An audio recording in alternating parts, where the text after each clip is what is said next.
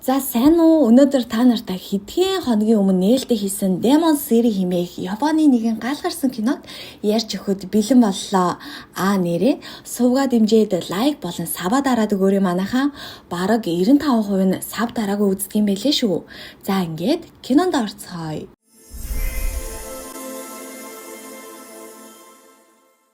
Кино Шинжо хотод манай голдор болох хөлсний алуурчин Саката ээлдээ хурцалж дуусаад тансаг машинтаа суун хөдөж бугаар эхэлдэг. Тэрээр сүүлчийн даалгавар болох Якузагийн босс Каваног устгахаар явж буйн энэ юм л та. Удалгүй далайн эргийн ойролцоох нэгэн байшинд хэсэг Якуза нар босс Каваног шинэ бүлэглэл хотыг нь булаах гэж байгааг мэдээлж байх ба өөрийн хүмүүсийн чадваргүйд уурлаж бухимдсан Кавано тэдний нэгийг нь өмнөөс өгдүүлж байгаад шууд л үрийг нь зүсчихнэ. Харин энэ хооронд Саката байшинд нэвтэрч замдаа таарсан хамгаалагчдыг бүгдийг нь устгаж эхэлсэн байх бөгөөд хэсэг хугацааны дараа цонхноос цус урсаж мөн өөр нэг цонхоор хүнийхэл харагдаад л үнэхээр аимшигтай халдлага болсон байна. Каваног аюулгүй газарт аваачхаар яаравчилдаг. Сакатач дээвэр дээр гарч дайснуудаа хүйс тэмтрэн тулдаж байх хооронд Каваногийн хүмүүс үүдээр цухтгийг оролцсонч хаалга тэдний хүмүүсийн зогцонд дарагдсан байсан тул Каваног 2 дугаар давхар руу аваачхаар шийддэг.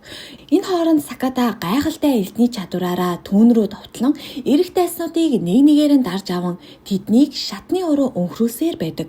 Эцэст нь Кавана хөөрхий машиндаа хүрч чаддагч жолооч нь аль хэдийн өгсөн байгааг олж мэдэв. Энэ үед Саката замдаа таарсан бүгдийг устгаж байсан ч нэг Якуза түүнийг шилэн хаалгаар шидээд гаргачихдаг.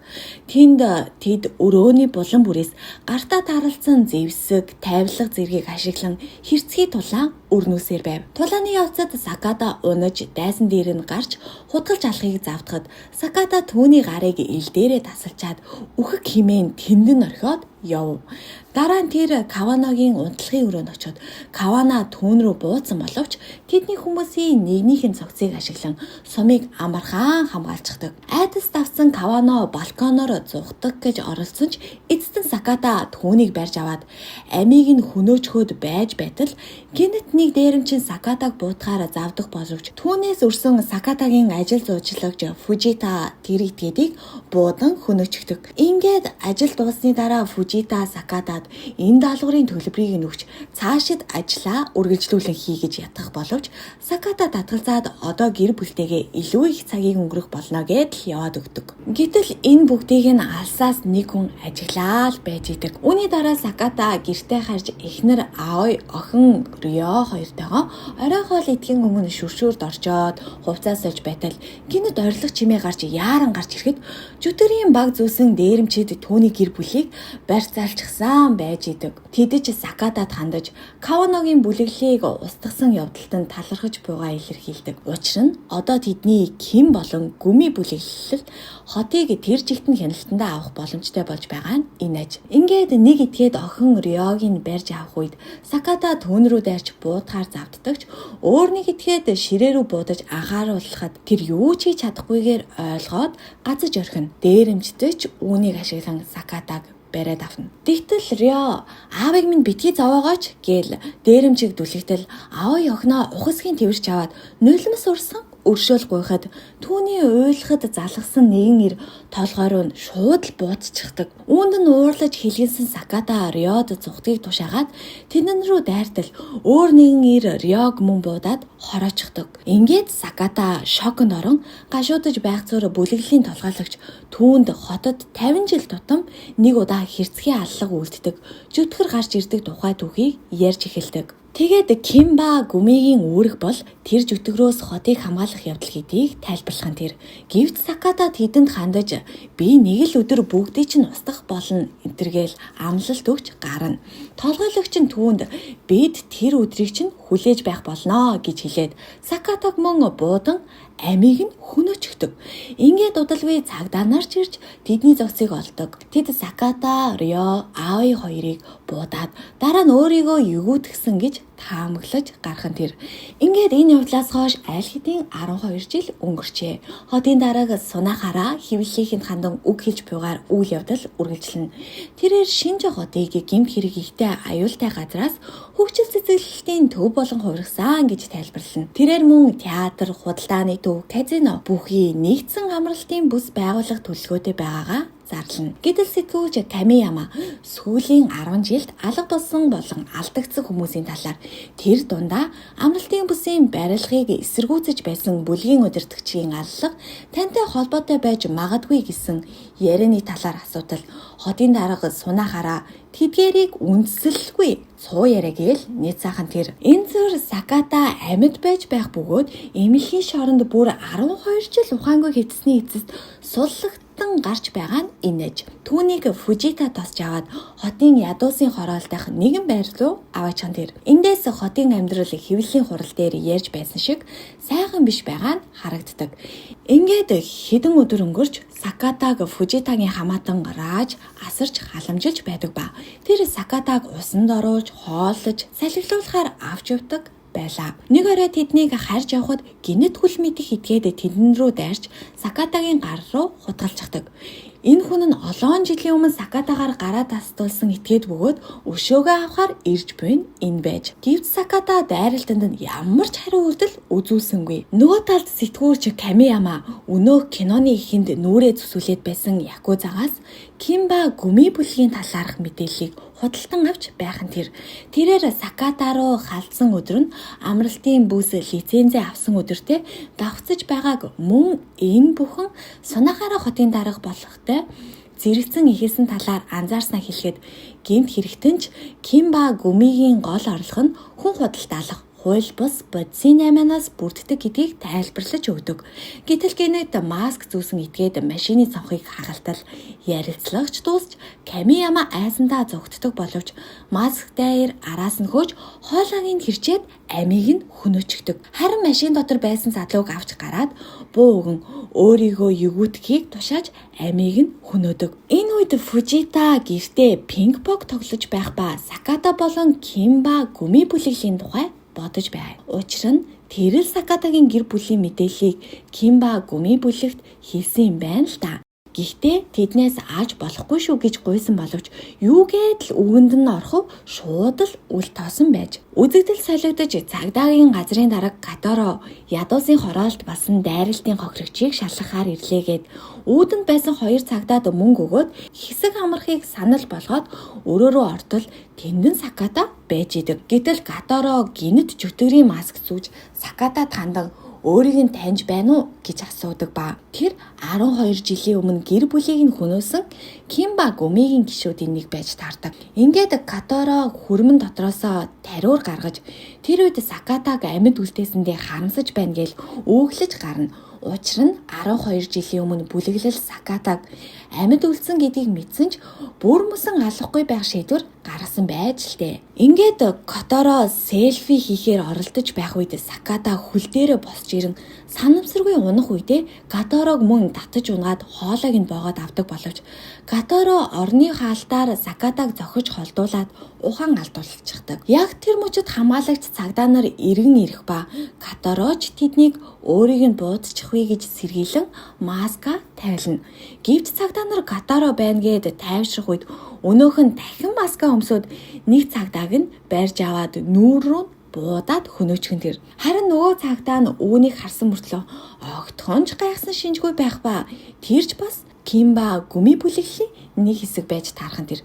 Гэтэл тэнд нь бас нэг эмч хөөхий нуугдсан байж байгаад баригдчихнаа.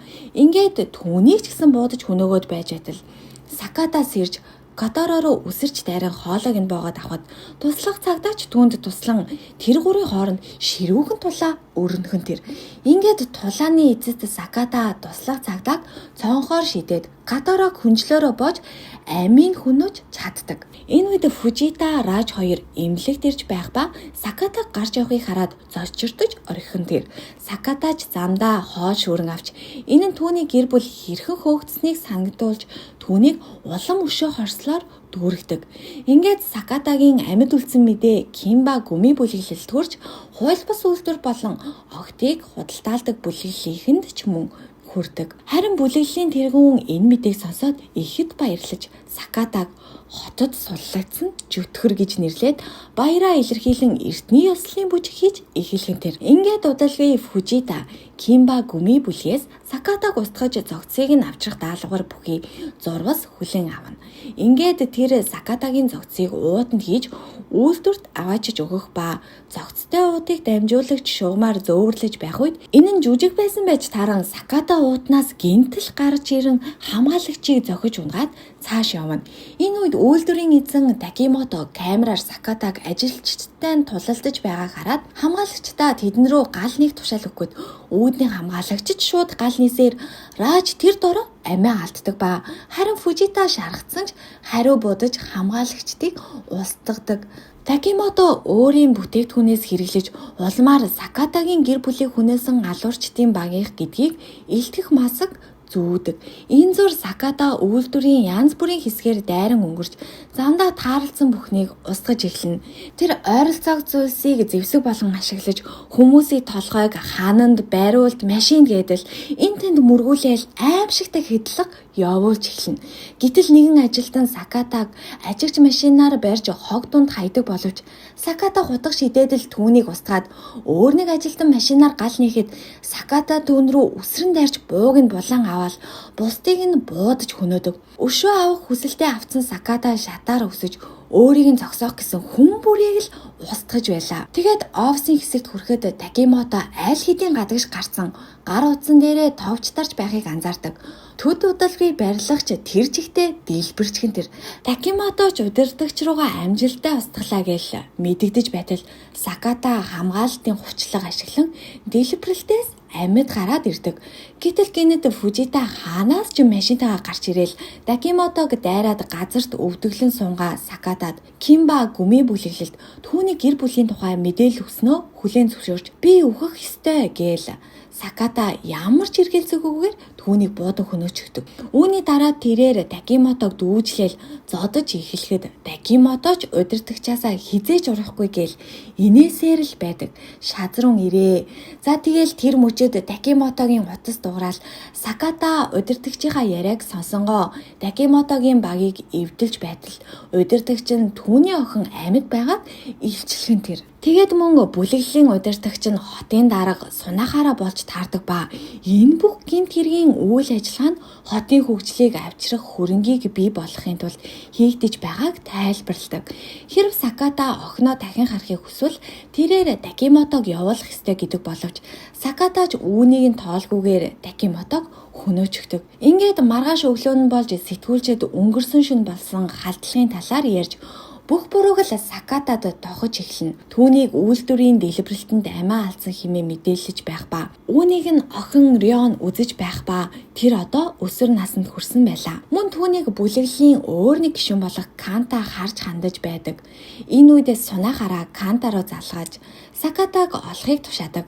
Учир нь тэр ослын дараагаас хайчсан нь мэддэхгүй алга болсон байв. Ингээд үзэгдэл солигдож хотын ядуусын хороололд цагдаа Такагава гэртээ ирээд цонхон онгорхой байгаа гайхаад байж байтал гэрт нь Саката аль хэдийн ирсэн байж идэг. Олон жилийн өмнө Саката Такагавагийн амийг аварсан бөгөөд түүнээс хойш цагдаа түүнд мэдээлэл дамжуулж ирсэн байж л дээ. Такагава Сакатад Кимба гүми бүлэглэл нэгэн хамгаалалтын компаниг гүйцэтгэх захирлыг хэрцгийгээр хөнөөж буй бичлэгийг үзүүлээд мөн тэрээр хохирогчийн тасарсан хураг хадгалсан байгаагаа хэлдэг. Харин одоо уг хамгаалалтын компани шинэ амралтын газрын аюулгүй байдлыг хариуцаж байгааж үүнийг сонсон Саката Такагавагийн бууг хулгайлаад хамгаалалтын компани төв байр руу тэднийг устгахаар явна.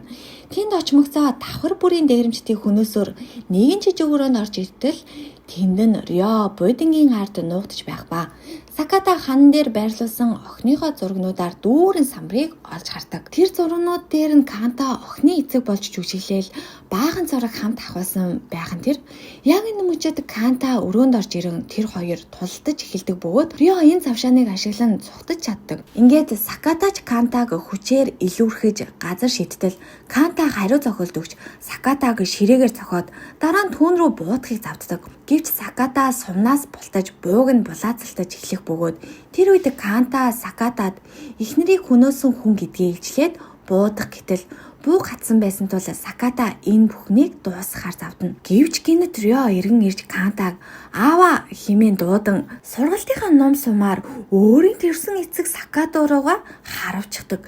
Саката үүнд нь хитрхи их цочирдсны улмаас булдах боломжгүй болж сум цээжинд нь зоогдчихно. Тэгтэл Кантаж үүнийг нь далимдуулж Сакатаг цонхоор түлхэж хаяад хэсэг хугацааны дараа доош хартал Саката нэг машин суу цугтаж байла. Тэр машин нь Такагавагийнх байсан бөгөөд тэр Сакатаг аюулгүй газар аваачиж шархыг нэмжлээд байж байтал түүн рүү сунахаараа залгаж камерын бичлэгээр түүнийг харсан тул уцаа Сакатад дамжуулахыг тушаадаг. Сакататай холбогдсон сунахаараа огныгоо дахин амьдаар нь харахыг хүсвэл амралтын газар дахин ирэхийг сануулна. Үүнийг сонсон Саката өөрийн шархыг ч тоолгүйгээр нууц байрлуугаа явж тэндээс илт болон машин авч цааш явдаг. Энэ зур Рио амралтын газрын нэгэн өрөөнд цоогчлогдсон байх бөгөөд давхар булан бүрийг зэвсэгтэй хамгаалагчид бүсэлсэн байж идэг. Гэтэл гинэтгэн Сакатагийн хоосон машин гадна талд гарч ирж агаарал сарниулах цуур Саката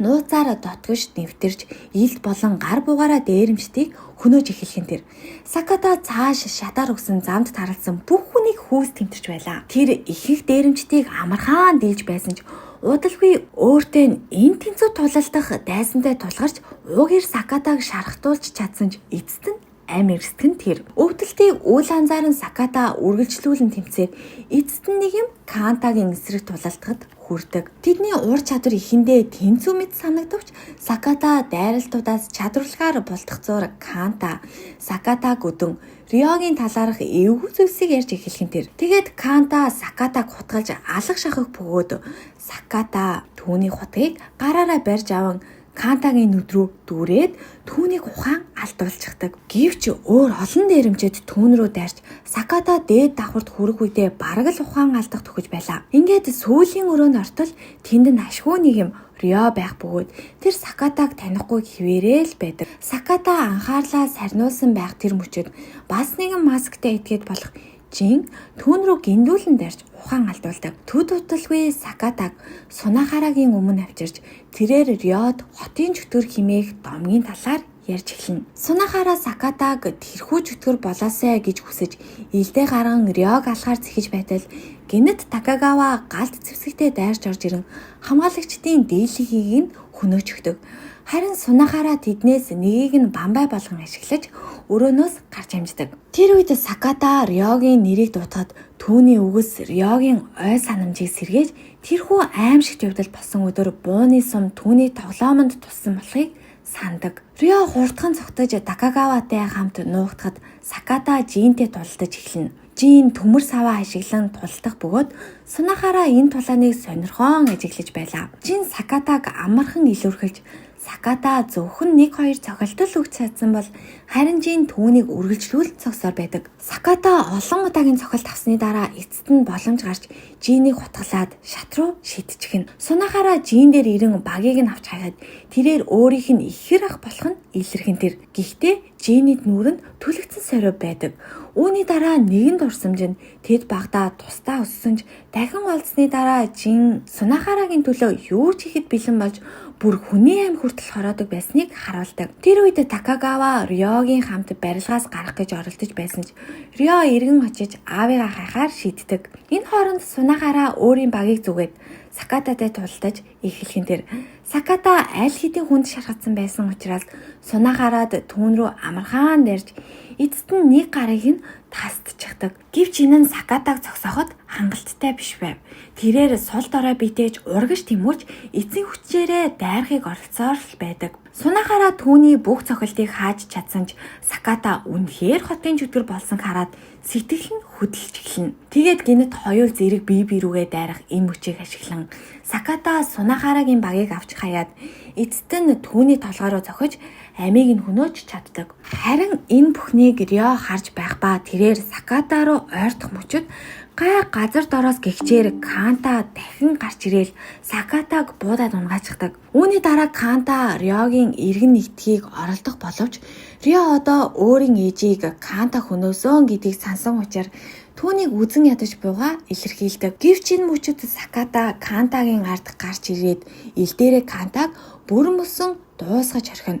Ингээд Саката Риогийн гар дээр унаж түүнд хайртай гэдгийг хэлээд нас ордог. Хэсэг хугацааны дараа цагдаа гал сүнөөгчд эмч нар ирж бүх шархацсан хүмүүс болон зохицуудыг ачиж эхэлдэг бөгөөд тэдний нэг нь жим байх боловч тэр амьд үлдсэн байх нь тэр. Риог түргэн тусламжийн машинд хүлээж байхыг тушаадагч тэр нууцаар цухтаачихдаг. Ингээд нэг жилийн дараа Жин өөрийгөө ахыхаа дүрд хувирган нүүрнийхээ сервер хүмүүсийг өрөвдөх сэтгэлийг татан сонгуульд ялалт байгуулжээ. Нэгэн ярилцлагын дараа тэр удирдагчийн багийг зүгээд ой модон доторх сүмд ёслол үлдэж байх тэр мөчөд Рио гинэт гарч ирээд Жинийг ном сумаараа харавж эцэст нь үхэлд хүрэгдэг. Тэгээд тэр аавынхаа машинд суун гэр бүлийнхээ зургийг харан замдаа гарч буйгаар энэхүү кино маань төгсөж байгаа юм. За ингээд кино таалагдсан бол сувагтаа лайк болон subscribe дарж дэмжихээ битгий мартаарай. Дараагийн киногоор уулзцаая. Bye.